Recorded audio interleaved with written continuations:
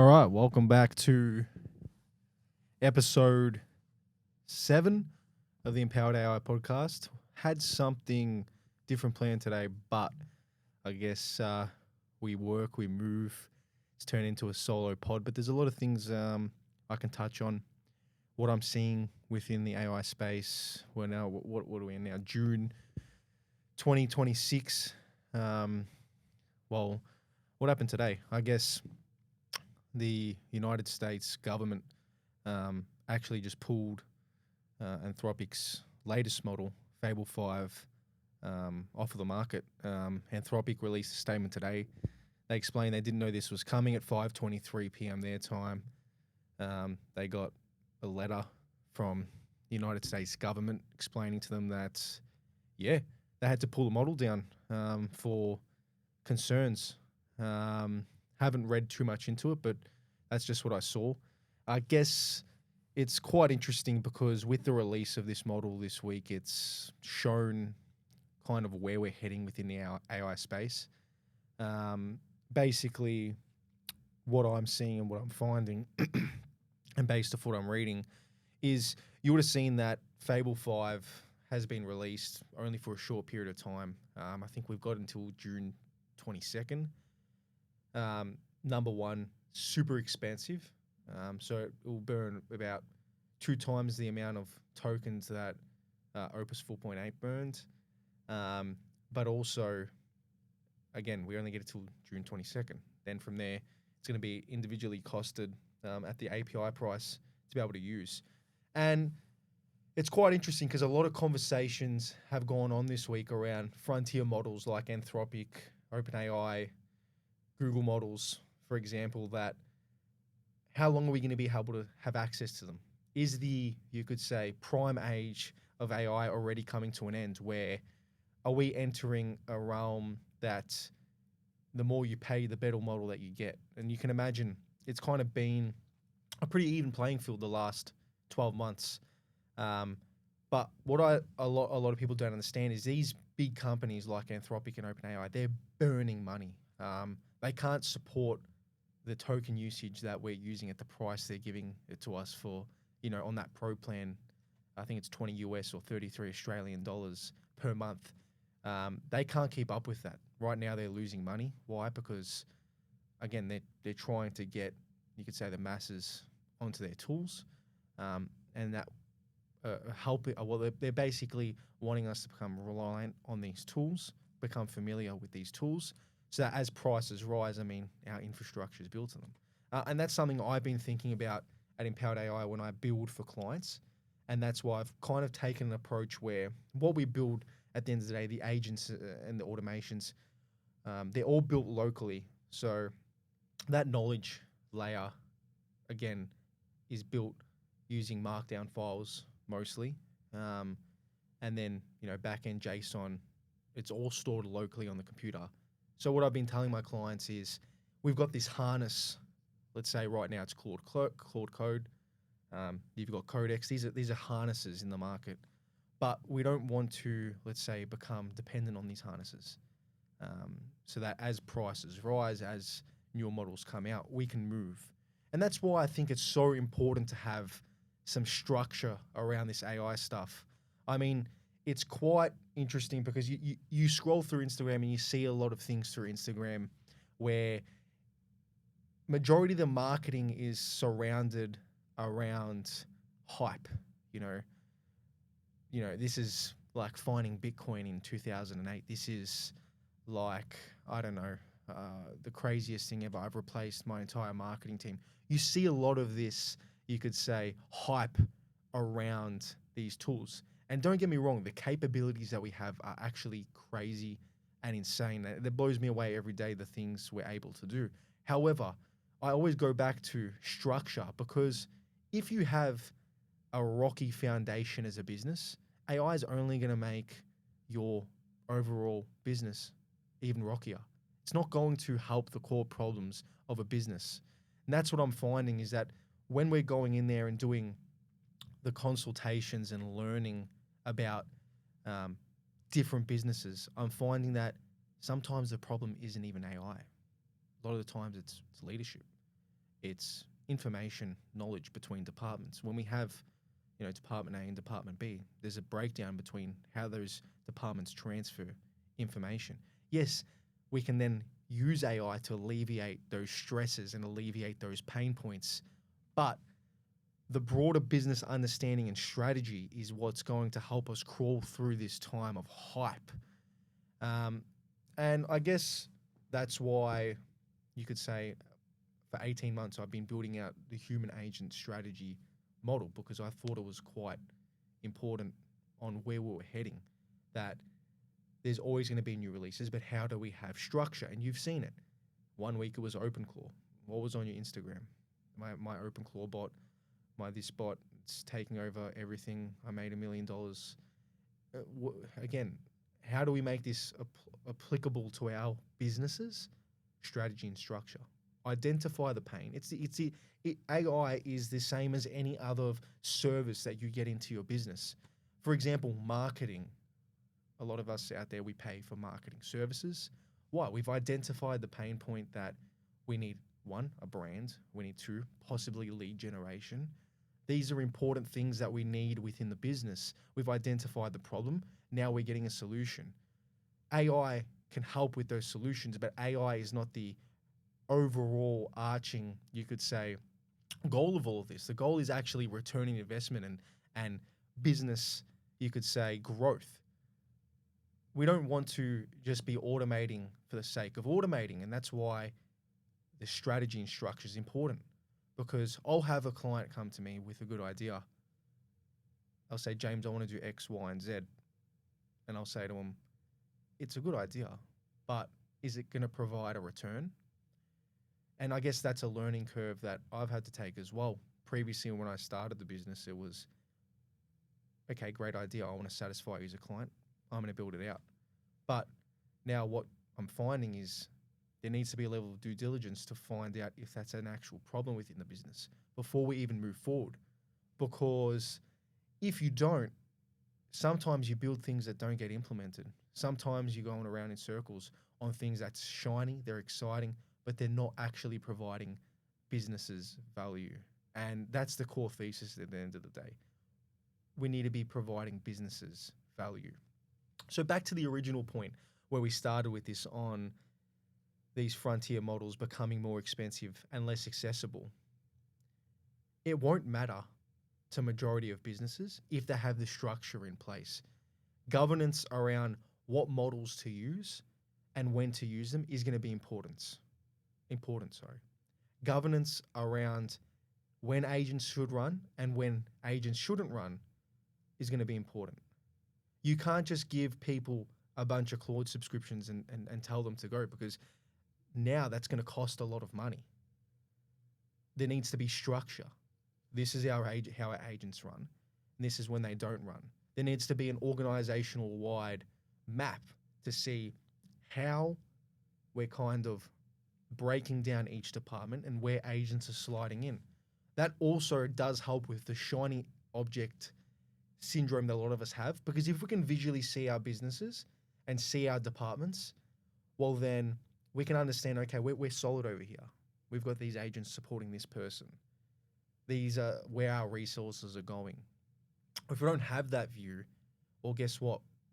Myself, you're going to get sucked into, I just replaced my whole marketing agency. This is the newest model. This is what you need to do now. And it's an ever evolving cycle that is going to probably drive you mad and bring you into a space that you're focusing on the wrong thing. Again, the goal isn't AI. Use AI to get better business outcomes. Use AI to provide more value. Use AI to increase your employees' satisfaction at work. Do you know how many people I've spoken to that they've brought me in for AI consultations? And these employees have never, ever had the chance to voice their opinions. They've been working there 10 years. They've never, ever had the chance to sit down and say, you know what, this is how our department should be run. Those problems, they don't stem from AI, and AI solutions not going to help with that. That's a leadership problem. But again, businesses now have the opportunity that AI is coming in, it's a good time to look at everything. It's a good time to look at all the chess pieces on the chessboard and see how you want to move forward. I think that value is everything at the moment. In a world of AI, how can you provide as much value to your customers as possible?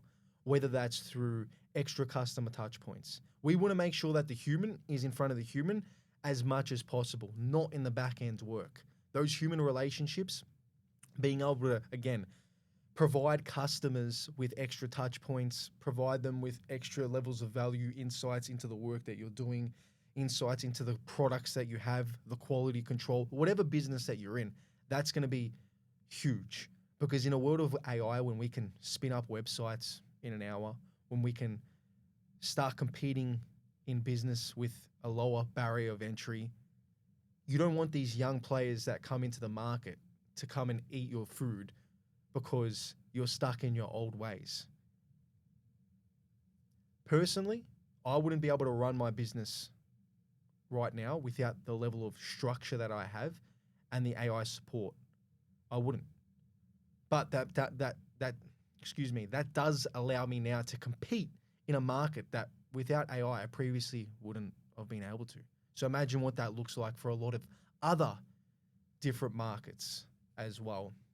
So I'd focus on value, which I think is quite important, and that strategy and structure.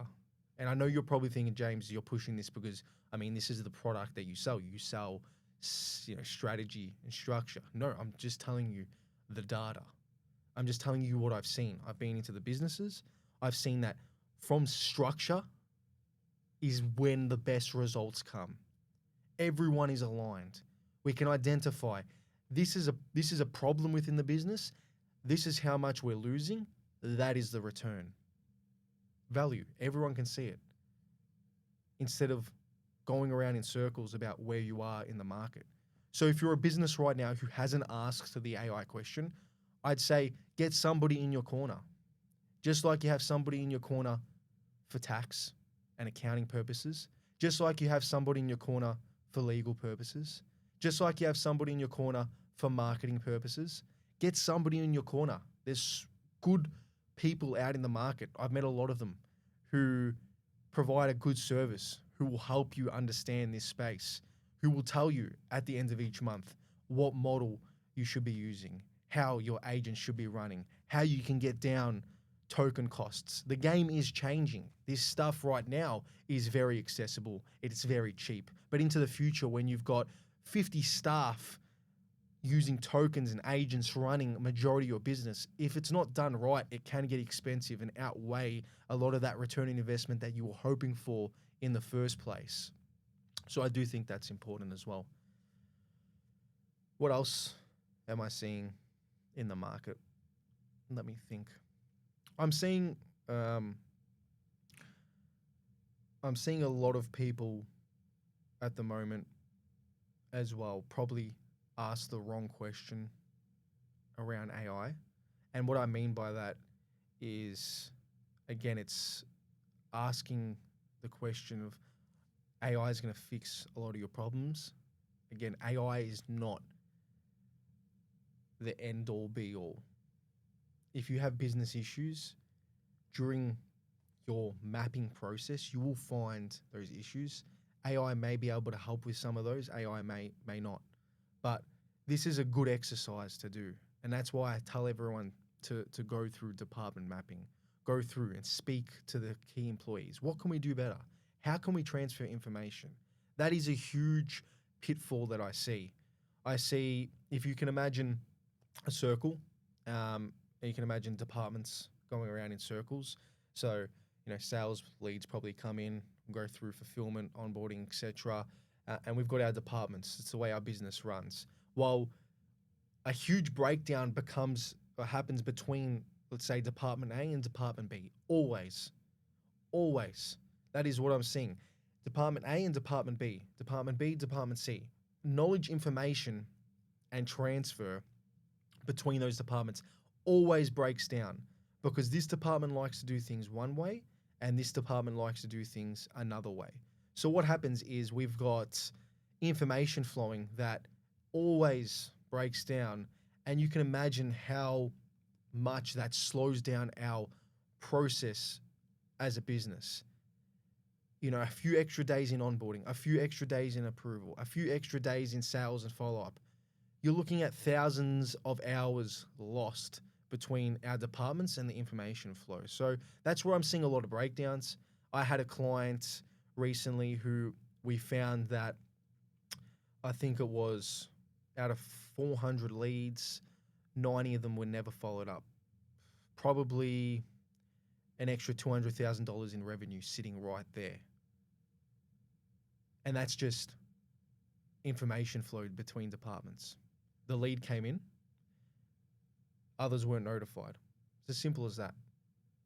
Now, is that an AI fix?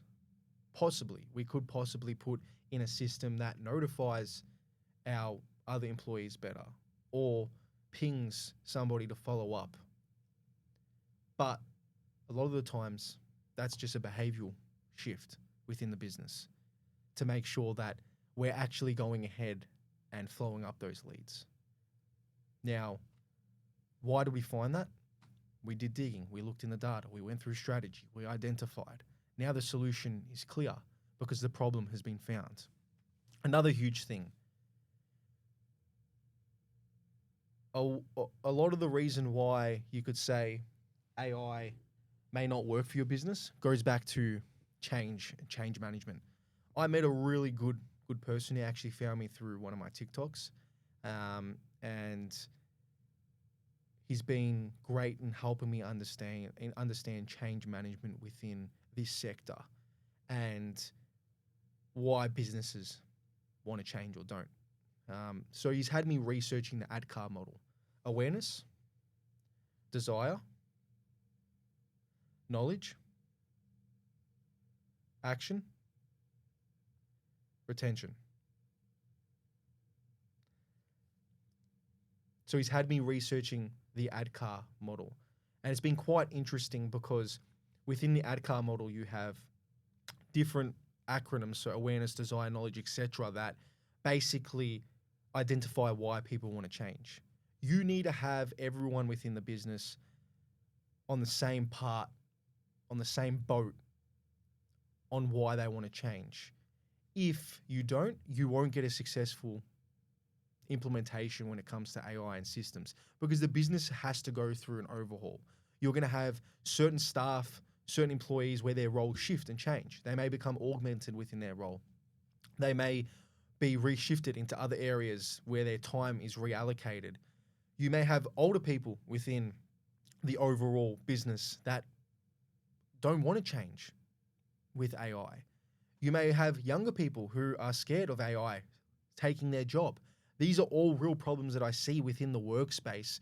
So not only is, once you have a product, you have a solution, you have identified how you can bring AI into the business, well, then it's about getting everybody on board. What is the message? There has to be a governing message about why you're going through this change as a business.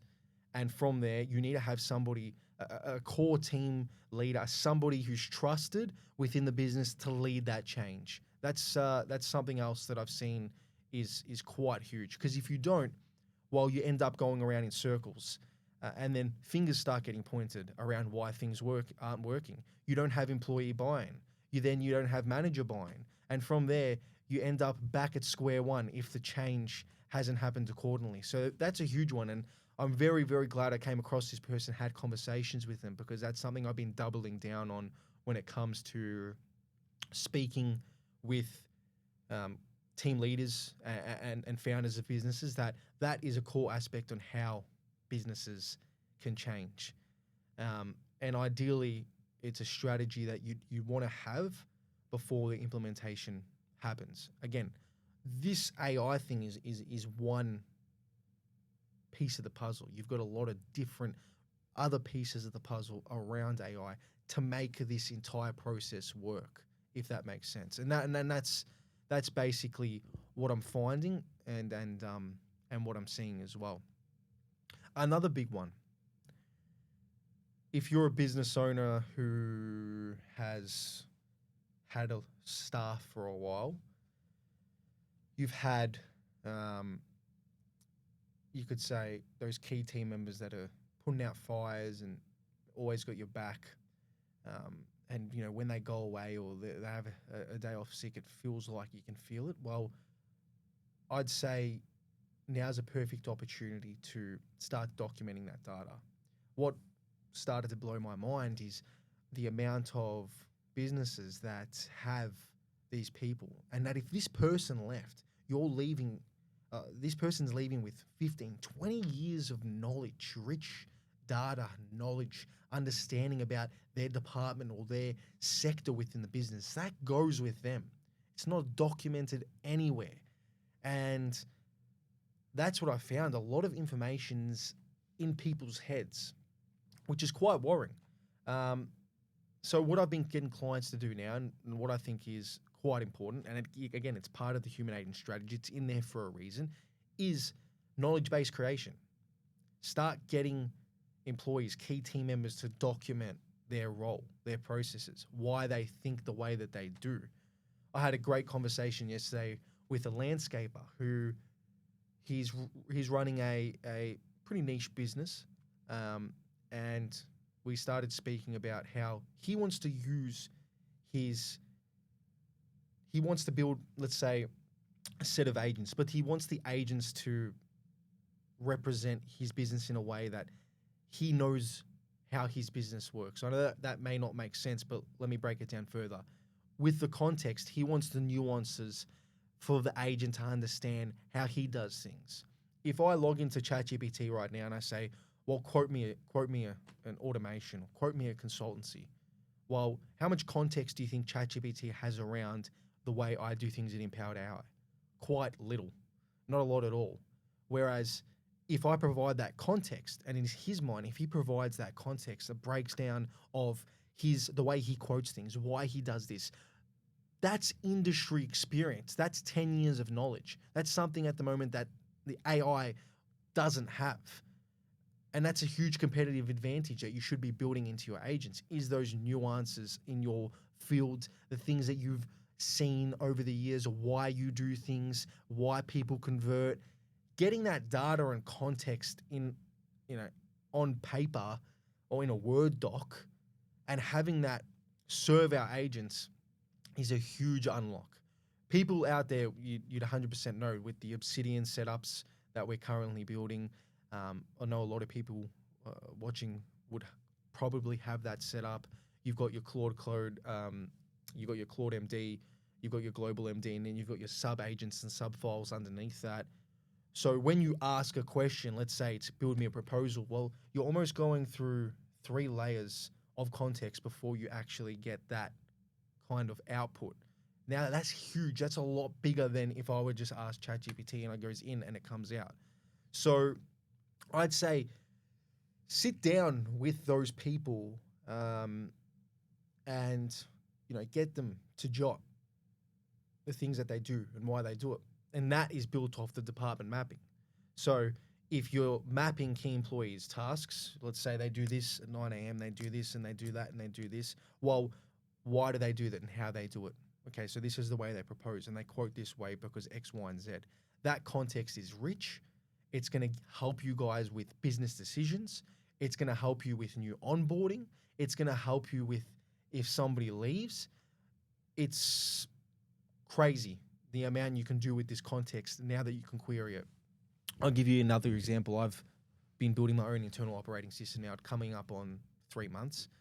So I've got quite a rich layer of, you could say, ideas, knowledge, research, development within my internal brain. So now when I query my internal brain, it starts giving me use cases and why I should go down this path.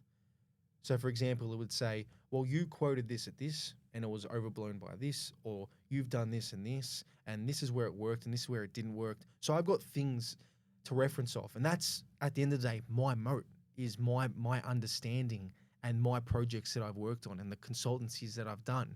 That's all rich data to me to help make better decisions, to help provide you guys with better decisions. And I've only been in business for 8 months. I've only been building this internal brain for 3 months. Sorry, 18 months. I've only been building this internal brain for 3 months. If you're a business out there that's been in the game for 15, 20 years, you would have so much context, so much use cases, so much understanding around certain things that it becomes a superpower to you if you're able to query it. I guess that sums up what's been going on in the space and just some things I've been seeing while speaking with business owners. But ideally, if you're a business owner who wants to start doing something like this, I'm going to give you the breakdown right now, how you can start. Okay. Step number 1 is department mapping. Grab your key employees, grab your team members, grab whoever it is that you want to interview and ask them questions. What do you do in the day to day? Where do you feel like you lose information and it breaks down? Where do you lose time? Tell me your role and how the role is done. Start mapping out the department, their role at a high level overview. Ask them questions around, well, how much hours does this take you? Where are we leaking time? Once you've got these, you can start to map out in your departments, and you'll have sales, and under sales you have proposal creation, lead generation, client meetings, whatever it is. Map everything out. You'll probably find gaps that have no relation with AI. It's one of the best tasks you could do for your business is just mapping out everyone's role and what they do, including yourselves as a founder. You're the most important person in the business, so understand where your time is going. Step number 2 is your knowledge base identification. So start collating all that knowledge, see what you've got. If you have existing SOPs, if you have things in your drive, put all that information somewhere and start writing out or getting out all that context from somebody's head in a structured format about why they do things. This is also going to help with agents and how they should operate as well. So it all makes sense. From there, you'll move to stage 3, which is your actual agent opportunity identification. So let's say you've got all these departments mapped, you've got all these tasks, you can start to see which ones are taking a lot of time, and you can say, okay, we're losing 40 hours to reporting. We're losing another 60 hours to manual entry, data entry. We're losing 100 hours a month to marketing.